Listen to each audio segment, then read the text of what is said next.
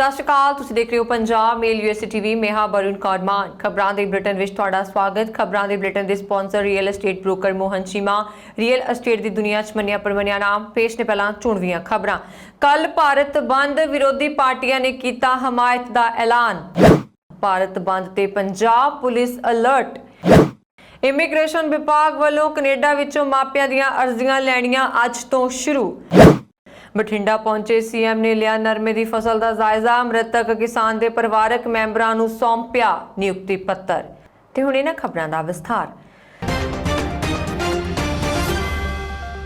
ਦੇਸ਼ ਭਰ ਵਿੱਚ ਇੱਕ ਵਾਰ ਫਿਰ ਕਿਸਾਨਾਂ ਦਾ ਭਾਰਤ ਬੰਦ ਹੋਣ ਜਾ ਰਿਹਾ। ਸੰਯੁਕਤ ਕਿਸਾਨ ਮੋਰਚਾ ਦੀ ਅਗਵਾਈ ਵਿੱਚ 40 ਕਿਸਾਨ ਜਥੇਬੰਦੀਆਂ ਨੇ 27 ਸਤੰਬਰ ਨੂੰ ਭਾਰਤ ਬੰਦ ਕਰਨ ਦੀ ਲੋਕਾਂ ਨੂੰ ਅਪੀਲ ਕੀਤੀ ਹੈ। ਕਿਸਾਨਾਂ ਦਾ ਇਹ ਭਾਰਤ ਬੰਦ ਨਵੇਂ ਖੇਤੀ ਕਾਨੂੰਨਾਂ ਦੇ ਵਿਰੋਧ ਵਿੱਚ ਹੈ। ਤਿੰਨਾਂ ਨਵੇਂ ਖੇਤੀ ਕਾਨੂੰਨਾਂ ਨੂੰ ਪਾਸ ਹੋਏ 1 ਸਾਲ ਤੋਂ ਉੱਪਰ ਹੋ ਗਿਆ। ਕਿਸਾਨ ਇਹਨਾਂ ਕਾਨੂੰਨਾਂ ਖਿਲਾਫ ਦਿੱਲੀ ਨਾਲ ਲੱਗਦੀਆਂ ਹੱਦਾਂ ਤੇ ਕਰੀਬ 1 ਸਾਲ ਤੋਂ ਪ੍ਰਦਰਸ਼ਨ ਕਰ ਰਹੇ ਨੇ। ਦਿੱਲੀ ਦੀਆਂ ਹੱਦਾਂ ਤੇ ਦੇਸ਼ ਭਰ ਦੇ ਕਿਸਾਨਾਂ ਨੇ ਡੇਰਾ ਲਾਇਆ ਹੋਇਆ ਹੈ। ਉੱਥੇ ਹੀ ਦੇਸ਼ ਦੇ ਅਲੱਗ-ਅਲੱਗ ਸੂਬਿਆਂ 'ਚ ਵੀ ਕਿਸਾਨ ਜਗ੍ਹਾ-ਜਗ੍ਹਾ ਵਿਰੋਧ ਪ੍ਰਦਰਸ਼ਨ ਕਰ ਰਹੇ ਨੇ। ਹੁਣ ਤੱਕ ਕਿਸਾਨ ਜਥੇਬੰਦੀਆਂ ਨੂੰ ਨੈਤਿਕ ਸਮਰਥਨ ਦੇ ਰਹੇ ਵਿਰੋਧੀ ਖੇਮਿਆਂ ਦੀਆਂ ਕਈ ਪਾਰਟੀਆਂ ਨੇ ਇਸ ਬੰਦ ਦੇ ਸਮਰਥਨ ਵਿੱਚ ਸੜਕਾਂ ਤੇ ਉਤਰਨ ਦਾ ਐਲਾਨ ਵੀ ਕਰ ਦਿੱਤਾ ਹੈ। 27 ਸਤੰਬਰ ਨੂੰ ਭਾਰਤ ਬੰਦ ਸਵੇਰੇ 6 ਵਜੇ ਤੋਂ ਸ਼ੁਰੂ ਹੋਵੇਗਾ ਤੇ ਸ਼ਾਮ 4 ਵਜੇ ਤੱਕ ਜਾਰੀ ਰਹੇਗਾ।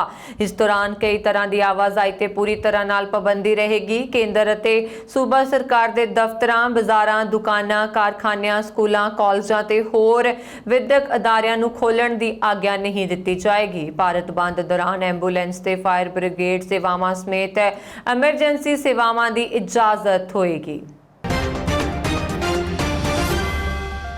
ਕਿਸਾਨਾਂ ਵੱਲੋਂ ਖੇਤੀ ਕਾਨੂੰਨਾਂ ਦੇ ਵਿਰੋਧ ਵਿੱਚ ਭਲਕੇ ਸੋਮਵਾਰ 27 ਸਤੰਬਰ ਨੂੰ ਭਾਰਤ ਬੰਦ ਦੀ ਕਾਲ ਹੈ, ਜਿਸ ਲਈ ਪੰਜਾਬ ਸਣੇ ਪੂਰੇ ਦੇਸ਼ ਵਾਸੀਆਂ ਨੂੰ ਇਸ ਬੰਦ ਨੂੰ ਸਫਲ ਬਣਾਉਣ ਦੀ ਅਪੀਲ ਕੀਤੀ ਗਈ ਹੈ। ਇਸ ਤੇ ਚਲਦਿਆਂ ਕਈ ਮਜ਼ਦੂਰ, ਸਮਾਜਿਕ, ਵਿਦਿਆਰਥੀ, ਸਿੱਖ ਤੇ ਹੋਰ ਜਥੇਬੰਦੀਆਂ ਨੇ ਕਿਸਾਨਾਂ ਨੂੰ ਪੂਰਾ ਸਮਰਥਨ ਦੇਣ ਦਾ ਫੈਸਲਾ ਕੀਤਾ ਹੈ, ਜਿਸ ਨਾਲ ਬੰਦ ਵਿੱਚ ਮੁਜ਼ਾਹਰਿਆਂ ਵਿੱਚ ਵੱਡਾ ਪ੍ਰਦਰਸ਼ਨ ਹੋਣ ਦੀ ਸੰਭਾਵਨਾ ਹੈ। ਪੰਜਾਬ ਪੁਲਿਸ ਨੇ ਵੀ ਸੂਬੇ ਵਿੱਚ ਵੱਖ-ਵੱਖ ਥਾਵਾਂ ਤੇ ਹੋ ਰਹੇ ਮੁਜ਼ਾਹਰਿਆਂ ਲਈ ਤਿਆਰੀਆਂ ਕੱਸ ਲਈਆਂ ਨੇ। ਸੂਬੇ ਵਿੱਚ ਰੇਲਵੇ ਟਰੈਕ ਤੇ ਸੜਕਾਂ ਕਿਸਾਨਾਂ ਵੱਲੋਂ ਜਾਮ ਕੀਤੀਆਂ ਜਾਣਗੀਆਂ। ਇਸ ਤੇ ਚਲਦਿਆਂ ਜਿਨ੍ਹਾਂ ਥਾਵਾਂ ਤੇ ਪ੍ਰਦਰਸ਼ਨ ਵਿੱਚ ਇਕੱਠੇ ਹੋਣ ਦੀ ਸੰਭਾਵਨਾ ਹੈ, ਉਸ ਦਾ ਵੇਰਵਾ ਪੰਜਾਬ ਪੁਲਿਸ ਵੱਲੋਂ ਸਾਂਝਾ ਵੀ ਕੀਤਾ ਗਿਆ ਹੈ ਤਾਂ ਜੋ ਲੋਕਾਂ ਨੂੰ ਮੁਸ਼ਕਲ ਨਾ ਹੋਵੇ। ਜੇਕਰ ਕਿਸੇ ਨੂੰ ਐਮਰਜੈਂਸੀ ਵਿੱਚੋਂ ਘਰੋਂ ਨਿਕਲਣਾ ਵੀ ਪਏ ਤਾਂ ਉਹ ਇਹਨਾਂ ਰਸਤਿਆਂ ਤੋਂ ਨਾ ਨਿਕਲੇ। ਬੰਦ ਦੌਰਾਨ ਕਾਨੂੰਨ ਵਿਵਸਥਾ ਬਣਾਏ ਰੱਖਣ ਲਈ ਪੁਲਿਸ ਵੱਲੋਂ ਪੁਖਤਾ ਇੰਤਜ਼ਾਮ ਕੀਤੇ ਗਏ ਨੇ। CID ਯੂਨਿਟਸ ਨੂੰ ਜਥੇਬੰਦੀਆਂ ਤੇ ਆਗੂਆਂ ਤੇ ਪੂਰੀ ਨਜ਼ਰ ਰੱਖਣ ਲਈ ਕਿਹਾ ਗਿਆ। ਜੇਕਰ ਮੁਜ਼ਾਹਰਿਆਂ ਦੌਰਾਨ ਕਿਸੇ ਤਰ੍ਹਾਂ ਦੀ ਗੈਰ ਕਾਨੂੰਨੀ ਸਰਗਰਮੀ ਹੁੰਦੀ ਹੈ ਤਾਂ ਤੁਰੰਤ ਪੁਲਿਸ ਹੈੱਡਕੁਆਰਟਰ ਵਿੱਚ ਸੂਚਿਤ ਕਰਨ ਲਈ ਕਿਹਾ ਗਿਆ ਹੈ ਤਾਂ ਜੋ ਸਥਿਤੀ ਨੂੰ ਕਾਬੂ ਵਿੱਚ ਪਾਇਆ ਜਾ ਸਕੇ। IRCC ਨੇ 2021 ਦੇ ਮਾਪਿਆਂ ਅਤੇ ਦਾਦਾ-ਦਾਦੀ ਦੇ ਇਮੀਗ੍ਰੇਸ਼ਨ ਲਈ ਅਰਜ਼ੀ ਦੇਣ ਲਈ ਕੈਨੇਡਾ ਦੇ ਅੰਦਰੋਂ ਸੰਭਾਵਤ ਪ੍ਰਯੋਜਕਾਂ ਨੂੰ ਬੁਲਾਉਣਾ ਸ਼ੁਰੂ ਕੀਤਾ ਹੈ। ਬਿਨੇਕਾਰਾਂ ਨੂੰ ਢੰਗ ਨਾਲ ਚੁਣਿਆ ਜਾ ਰਿਹਾ ਅਤੇ ਪ੍ਰਯੋਜਕਾਂ ਨੇ 2020 ਪੂਲ ਲਈ ਅਗਲੇ 2 ਹਫ਼ਤਿਆਂ ਦੌਰਾਨ ਸੱਦਾ ਦਿੱਤਾ ਜਾਏਗਾ। ਇਸ ਸਾਲ ਕੈਨੇਡਾ ਦਾ ਇਮੀਗ੍ਰੇਸ਼ਨ ਵਿਭਾਗ ਕੁੱਲ 30,000 ਅਰਜ਼ੀਆਂ ਸਵੀਕਾਰ ਕਰੇਗਾ, ਪਰ ਸੁਪਰ ਵੀਜ਼ਾ ਲਈ ਕੈਨੇਡਾ ਉਹਨਾਂ ਕੈਨੇਡੀਅਨਾਂ ਲਈ ਇੱਕ ਹੋਰ ਤਰੀਕਾ ਹੈ। ਇਸ ਸਾਲ ਕੈਨੇਡਾ ਇਮੀਗ੍ਰੇਸ਼ਨ ਵੱਲੋਂ ਆਪਣੇ ਪਰਿਵਾਰਕ ਕੈਟਾਗਰੀ ਅਧੀਨ ਅਰਜ਼ੀ ਦੇਣ ਲਈ ਹੋਰ ਸੱਦਾ ਨਹੀਂ ਦਿੱਤਾ ਜਾਏਗਾ। ਪੰਜਾਬ ਦੇ ਮੁੱਖ ਮੰਤਰੀ ਚਰਨਜੀਤ ਸਿੰਘ ਚੰਨੀ ਉਪ ਮੁੱਖ ਮੰਤਰੀ ਸੁਖਜਿੰਦਰ ਸਿੰਘ ਰੰਧਾਵਾ ਨਾਲ ਬਠਿੰਡਾ ਦੇ ਪਿੰਡ ਕਟਾਰ ਸਿੰਘ ਬਾਲਾ ਵਿਖੇ ਪਹੁੰਚੇ। ਉਹਨਾਂ ਨਰਮੇ ਨੂੰ ਪਈ ਗੁਲਾਬੀ ਸੁੰਡੀ ਨਾਲ ਹੋਏ ਨੁਕਸਾਨ ਦਾ ਜਾਇਜ਼ਾ ਲੈਂਦੇ ਹੋਏ ਕਿਸਾਨਾਂ ਨਾਲ ਗੱਲਬਾਤ ਕੀਤੀ। ਇਸ ਦੌਰਾਨ ਉਹਨਾਂ ਨੇ ਕੇਂਦਰ ਸਰਕਾਰ ਦੇ ਕਾਲੇ ਖੇਤੀ ਕਾਨੂੰਨਾਂ ਖਿਲਾਫ ਸੰਘਰਸ਼ ਦੌਰਾਨ ਆਪਣੀ ਜਾਨ ਗਵਾਉਣ ਵਾਲੇ ਬਠਿੰਡਾ ਜ਼ਿਲ੍ਹੇ ਦੇ ਪਿੰਡ ਮੰਡੀ ਕਲਾਂ ਦੇ ਖੇਤੀ ਕਾਮੇ ਸੁਖਪਾਲ ਸਿੰਘ ਦੇ ਪਰਿਵਾਰਕ ਮੈਂਬਰਾਂ ਨੂੰ ਸੂਬਾ ਸਰਕਾਰ ਵੱਲੋਂ ਸਰਕਾਰੀ ਨੌਕਰੀ ਦੇਣ ਦੀ ਵਚਨਬੱਧਤਾ ਪੂਰੀ ਕਰਦਿਆਂ ਮੁੱਖ ਮੰਤਰੀ ਸਰਦਾਰ ਚਰਨਜੀਤ ਸਿੰਘ ਚੰਨੀ ਨੇ ਉਪ ਮੁੱਖ ਮੰਤਰੀ ਸੁਖਜਿੰਦਰ ਸਿੰਘ ਰੰਧਾਵਾ ਨੇ ਮੰਡੀ ਕਲਾਂ ਘਰ ਪੁੱਜ ਕੇ ਮ੍ਰਿਤਕ ਕਾਮੇ ਦੇ ਵੱਡੇ ਭਰਾ ਨੱਥਾ ਸਿੰਘ ਨੂੰ ਸਰਕਾਰੀ ਨੌਕਰੀ ਦਾ ਨਿਯੁਕਤੀ ਪੱਤਰ ਸੌਂਪਿਆ।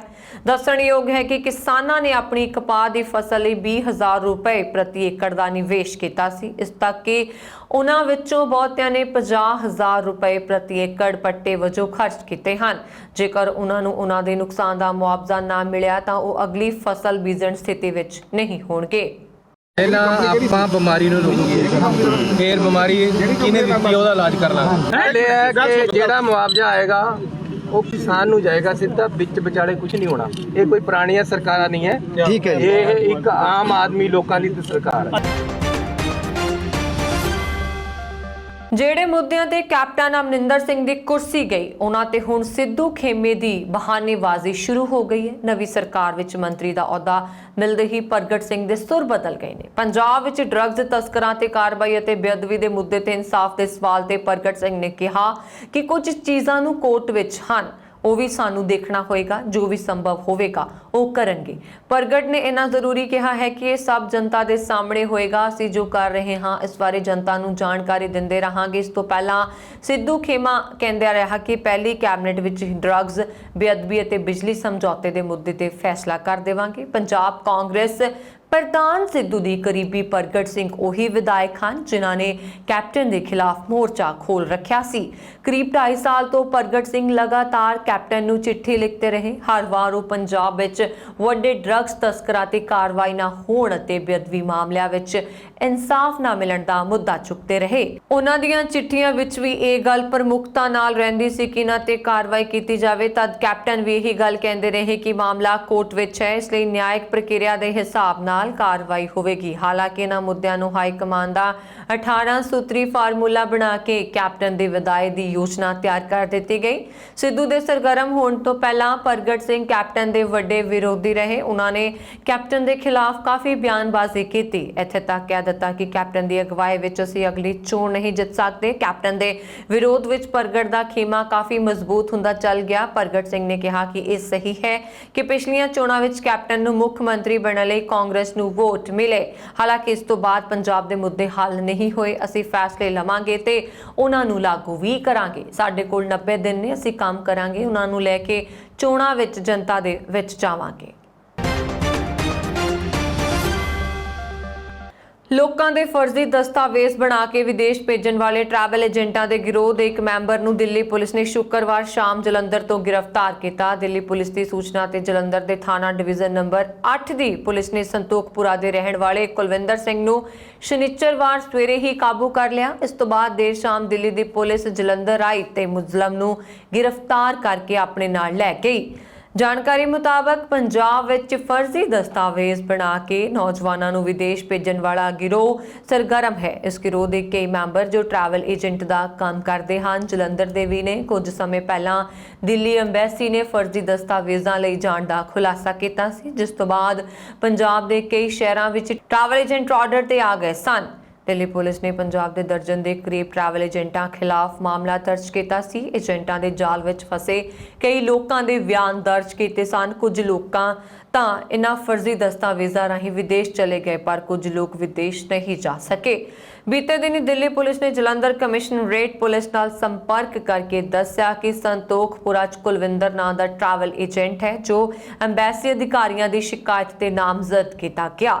ਦਿੱਲੀ ਪੁਲਿਸ ਨੇ ਮੁਲਜ਼ਮ ਦਾ ਨਾਂ ਤਾਂ ਪਤਾ ਜਲੰਧਰ ਦੀ ਥਾਣਾ ਨੰਬਰ 8 ਦੀ ਪੁਲਿਸ ਨੂੰ ਦੇ ਦਿੱਤਾ, ਜਿਸ ਤੋਂ ਬਾਅਦ ਸ਼ੁੱਕਰਵਾਰ ਸਵੇਰੇ ਹੀ ਪੁਲਿਸ ਨੇ ਮੁਲਜ਼ਮ ਕੁਲਵਿੰਦਰ ਸਿੰਘ ਨੂੰ ਕਾਬੂ ਕਰ ਲਿਆ ਸੀ। ਸ਼੍ਰੋਮਣੀ ਅਕਾਲੀ ਦਲ ਨੇ ਫੈਸਲਾ ਕੀਤਾ ਹੈ ਕਿ ਉਹ ਸੂਬੇ ਦੇ ਉਹਨਾਂ 2 ਲੱਖ ਕਿਸਾਨਾਂ ਵਾਸਤੇ ਨਿਆਂ ਹਾਸਲ ਕਰਨ ਲਈ ਵੱਡੀ ਪੱਧਰ ਤੇ ਸੰਘਰਸ਼ ਛੇੜੇਗਾ ਜਿਨ੍ਹਾਂ ਦੀਆਂ ਜ਼ਮੀਨਾਂ ਕਾਂਗਰਸ ਸਰਕਾਰ ਵੱਲੋਂ ਭਾਰਤਮਾਲਾ ਪ੍ਰੋਜੈਕਟ ਤਹਿਤ 19 ਜ਼ਿਲ੍ਹਿਆਂ ਵਿੱਚ ਕੌਡੀਆਂ ਦੇ ਭਾਅ ਐਕਵਾਇਰ ਕੀਤੀਆਂ ਜਾ ਰਹੀਆਂ ਨੇ। ਪਾਰਟੀ ਨੇ ਫੈਸਲਾ ਕੀਤਾ ਹੈ ਕਿ ਉਹ ਪ੍ਰਭਾਵਿਤ ਕਿਸਾਨ ਪਰਿਵਾਰਾਂ ਲਈ ਨਿਆਂ ਹਾਸਲ ਕਰਨ ਵਾਸਤੇ 29 ਸਤੰਬਰ ਨੂੰ ਮੋਹਾਲੀ ਤੋਂ ਚੰਡੀਗੜ੍ਹ ਵਿੱਚ ਮੁੱਖ ਮੰਤਰੀ ਚਰਨਜੀਤ ਸਿੰਘ ਚੰਨੀ ਦੀ ਰਿਹਾਇਸ਼ ਤੱਕ ਰੋਸ ਮਾਰਚ ਕੱਢੇਗਾ। ਪਾਰਟੀ ਦੇ ਵਫਦ ਵੱਲੋਂ ਇਸ ਮਾਮਲੇ ਵਿੱਚ ਕੱਲ ਪੰਜਾਬ ਦੇ ਰਾਜਪਾਲ ਨਾਲ ਮੁਲਾਕਾਤ ਕਰਕੇ ਪ੍ਰਭਾਵਿਤ ਕਿਸਾਨਾਂ ਨੂੰ ਢੁਕਵਾਂ ਮੁਆਵਜ਼ਾ ਦੇਣ ਦੀ ਮੰਗ ਕਰਦਿਆਂ ਹੋਇਆਂ ਮੰਗ ਪੱਤਰ ਵੀ ਸੌਂਪਿਆ ਜਾਵੇਗਾ। ਇਹ ਫੈਸਲੇ ਅਕਾਲੀ ਦਲ ਦੇ ਪ੍ਰਧਾਨ ਸੁਖਬੀਰ ਸਿੰਘ ਬਾਦਲ ਦੀ ਅਗਵਾਈ ਹੇਠ ਪਾਰਟੀ ਦੀ ਸੀਨੀਅਰ ਲੀਡਰਸ਼ਿਪ ਵੱਲੋਂ ਪੰਜਾਬ ਪ੍ਰਦੇਸ਼ ਰੋਡ ਕਿਸਾਨ ਸੰਘਰਸ਼ ਕਮੇਟੀ ਦੇ ਪ੍ਰਤੀਨਿਧਾਂ ਨਾਲ ਮੀਟਿੰਗ ਮਗਰੋਂ ਲਏ ਗਏ। ਇਸ ਕਮੇਟੀ ਹੀ ਪ੍ਰਭਾਵਿਤ ਕਿਸਾਨਾਂ ਲਈ ਨਿਆਂ ਹਾਸਲ ਕਰਨ ਵਾਸਤੇ ਮੁਹਿੰਮ ਦੀ ਅਗਵਾਈ ਕਰ ਰਹੀ ਹੈ।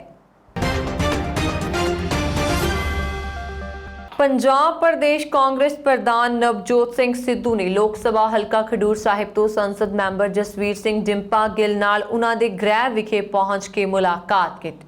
ਇਸ ਮੌਕੇ ਦੌਰਾਨ ਡਿੰਪਾ ਭਰਾ SSP ਨਵਾਂ ਸ਼ਹਿਰ ਹਰਮਨਵੀਰ ਸਿੰਘ ਗਿੱਲ ਅਤੇ ਰਾਜਨ ਗਿੱਲ ਵੀ ਮੌਜੂਦ ਸਨ। ਸੰਸਦ ਮੈਂਬਰ ਡਿੰਪਾ ਵੱਲੋਂ ਨਵਜੋਤ ਸਿੰਘ ਸਿੱਧੂ ਦਾ ਗਰਮਜੋਸ਼ੀ ਨਾਲ ਸਵਾਗਤ ਕੀਤਾ ਗਿਆ ਅਤੇ ਦੁਪਹਿਰ ਦੇ ਖਾਣੇ ਦੌਰਾਨ ਸਨ 2022 ਦੀਆਂ ਚੋਣਾਂ ਨੂੰ ਲੈ ਕੇ ਸਮਾਜਿਕ ਅਤੇ ਰਾਜਨੀਤਿਕ ਮੁੱਦਿਆਂ ਤੇ ਕਈ ਅਹਿਮ ਵਿਚਾਰ ਦੀ ਸਾਂਝ ਪਾਈ ਗਈ। ਪੰਜਾਬ ਪ੍ਰਧਾਨ ਸਿੱਧੂ ਅਤੇ ਸੰਸਦ ਮੈਂਬਰ ਡਿੰਪਾ ਦੀ ਮੁਲਾਕਾਤ ਨੂੰ ਲੈ ਕੇ ਹਲਕਾ ਬਾਬਾ ਬਕਾਲਾ ਸਾਹਿਬ ਤੋਂ ਡਿੰਪਾ ਖੇਮੇ ਦੇ ਕਾਂਗਰਸੀ ਵਰਕਰਾਂ ਵਿੱਚ ਖੁਸ਼ੀ ਦੀ ਲਹਿਰ ਪਾਈ ਜਾ ਰਹੀ ਹੈ, ਜਿਸ ਤੋਂ ਅਨੁਮਾਨ ਲਗਾਇਆ ਜਾ ਰਿਹਾ ਕਿ ਆਉਣ ਵਾਲੇ ਸਮੇਂ ਵਿੱਚ ਗਿੱਲ ਪਰਿਵਾਰ ਨੂੰ ਕੋਈ ਵੱਡੀ ਜ਼ਿੰਮੇਵਾਰੀ ਮਿਲਣ ਵਾਲੀ ਹੈ, ਜਿਸ ਦੀ ਸਿਆਸੀ ਹਲਕਿਆਂ ਵਿੱਚ ਹਲਚਲ ਸ਼ੁਰੂ ਹੋ ਗਈ ਹੈ। ਸੱਤਾ ਪਰਿਵਰਤਨ ਸੰਬੰਧੀ ਉਦਮੀਆਂ 'ਚ ਕਾਫੀ ਉਤਸ਼ਾਹ ਹੈ। ਸਭ ਦੀਆਂ ਨਜ਼ਰਾਂ ਹੁਣ ਨਵੀਂ ਬਣਨ ਵਾਲੀ ਚੰਨੀ ਸਰਕਾਰ ਦੀ ਕੈਬਨਿਟ ਤੇ ਨੇ। ਪੰਜਾਬ 'ਚ ਉਦਯੋਗ ਕਾਫੀ ਲੰਬੇ ਸਮੇਂ ਤੋਂ ਸਰਕਾਰ ਖਿਲਾਫ ਸ਼ਿਕਾਇਤਾਂ ਦਰਜ ਕਰਵਾ ਰਹੇ ਸਨ, ਪਰ ਮੁੱਖ ਮੰਤਰੀ ਦੇ ਰੁਝੇਵਿਆਂ ਕਾਰਨ ਉਹਨਾਂ ਦੀਆਂ ਸ਼ਿਕਾਇਤਾਂ ਉੱਪਰ ਕਦੇ ਧਿਆਨ ਨਹੀਂ ਦਿੱਤਾ ਗਿਆ। ਮੈਨੀਫੈਸਟੋ 'ਚ ਸਨਅਤਾਂ ਲਈ 5 ਰੁਪਏ ਯੂਨਿਟ ਬਿਜਲੀ ਦਾ ਵਾਅਦਾ ਕਰਨ ਦੇ ਬਾਵਜੂਦ ਇੰਡਸਟਰੀ ਨੂੰ 8 ਤੋਂ 20 ਪ੍ਰਤੀ ਯੂਨਿਟ ਤੱਕ ਬਿਜਲੀ ਦੇ ਬਿੱਲ ਭਰਨੇ ਪੈ ਰਹੇ ਹਨ। ਆਲਮ ਇਹ ਹੈ ਕਿ ਆਪਣੇ ਹੀ GST ਤੇ ਵੈਟ ਰਿਫੰਡ ਲਈ ਅਧਿਕਾਰੀਆਂ ਕੋਲ ਚੱਕਰ ਕੱਟਣੇ ਪੈ ਰਹੇ ਨੇ। ਕੋਰੋਨਾ ਕਾਲ 'ਚ ਵੀ GST ਅਧਿਕਾਰੀਆਂ ਨੇ ਪੰਜਾਬ 'ਚ 1.5 ਲੱਖ ਤੋਂ ਉੱਪਰ ਕੇਸ ਸਕਰੂਟਨੀ 'ਚ ਲਗਾ ਦਿੱਤੇ, ਪਰ ਸਰਕਾਰ ਨੇ ਇਸ ਵੱਲ ਕੋਈ ਧਿਆਨ ਨਹੀਂ ਦਿੱਤਾ। ਸਰਕਾਰ ਵੱਲੋਂ ਬਣਾਏ ਗਏ ਇਨਵੈਸਟਮੈਂਟ ਪੰਜਾਬ ਅਤੇ ਸਿੰਗਲ ਵਿੰਡੋ ਪੂਰੀ ਤਰ੍ਹਾਂ ਨਾਲ ਫਲਾਪ ਸਾਬਤ ਹੋਏ ਤੇ ਪੰਜਾਬ ਦੇ ਸਨਅਤ ਹੌਲੀ-ਹੌਲੀ ਦੂਸਰੇ ਸੂਬਿਆਂ ਵੱਲੋਂ ਹਿਜਰਤ ਕਰਦੇ ਰਹੇ। ਇਹਨਾਂ ਸੰਕਟਾਂ ਦੇ ਨਾਲ-ਨਾਲ ਪੰਜਾਬ 'ਚ ਕਿਸਾਨੀ ਅੰਦੋਲਨ ਕਾਰਨ ਉਦਮੀਆਂ ਨੂੰ ਕਾਫੀ ਨੁਕਸਾਨ ਝੱਲਣਾ ਪਿਆ ਤੇ ਹਫ਼ਤਿਆਂ ਤੱਕ ਪੰਜਾਬ 'ਚ ਰੇਲ ਆਵਾਜਾਈ ਪੂਰਨ ਰੂਪ 'ਚ ਠੱਪ ਰਿਹਾ। ਪੰਜਾਬ ਦੇ ਉਦਯੋਗ ਸਾਬਕਾ ਮੁੱਖ ਮੰਤਰੀ ਕੈਪਟਨ ਅਮਰਿੰਦਰ ਸਿੰਘ ਤੋਂ ਇਸ ਲਈ ਵੀ ਨਾਰਾਜ਼ ਰਹੇ ਕਿਉਂਕਿ ਉਹਨਾਂ ਕੋਵਿਡ ਦੌਰਾਨ 2 ਮਹੀਨੇ ਦਾ ਬਿਜਲੀ ਦਾ ਫਿਕਸਡ ਚਾਰਜ ਮਾਫ ਕਰਨ ਦਾ ਐਲਾਨ ਤਾਂ ਕੀਤਾ, ਪਰ ਬਾਅਦ ਵਿੱਚ ਸਨਅਤਾਂ ਨੂੰ ਭਰਨ ਲਈ ਮਜਬੂਰ ਹੋਣਾ ਪਿਆ। ਇਸ ਕਾਰਨ ਉਦਯੋਗ ਨਾ ਤਾਂ ਪੰਜਾਬ 'ਚ ਕੋਈ ਐਕਸਪੈਂਸ਼ਨ ਲਈ ਤਿਆਰ ਸਨ ਤੇ ਨਾ ਹੀ ਨਵੇਂ ਉਦਯੋਗ ਪੰਜਾਬ ਆ ਰਹੇ ਸਨ।